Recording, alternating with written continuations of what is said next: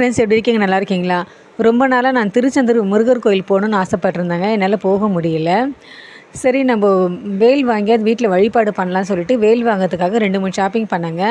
ஆனால் எனக்கு வேல் எனக்கு பிடிக்கல. ஏன்னா அந்த ஏதோ ஒரு ரீசன் அந்த என்னை வந்து தடுத்துருச்சு. சரி, நம்ம ஆன்லைன் ஷாப்பாவது பண்ணலான்னு பார்த்தா ஆன்லைனில் வந்து ரீசனபிள் ப்ரைஸே இல்லை. ரொம்ப காஸ்ட்லியாகவே இருந்தது. மெட்டீரியல் சரியில்லை.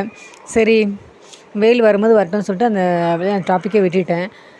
ஆனால் மனசுக்குள்ளே எனக்கு வேல் வாங்கலையே சொல்லிட்டு அந்த எண்ணம் மட்டும் இருந்தது.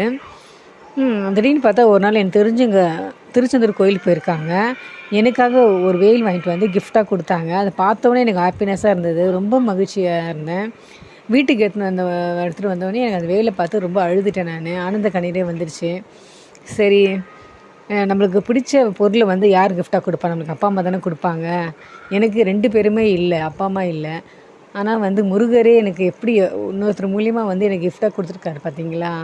அதுதாங்க திருச்செந்தூர் முருகருடைய அருள். உண்மையிலே வந்து அவர் ரொம்ப சக்தி வாய்ந்த கடவுளுங்க. எனக்கு என் லைஃப்பில் இதுதான் ஃபஸ்ட்டு மிராக்கிள். திருச்செந்தூர் முருகர் கோவில் பண்ண மிராக்கிளு.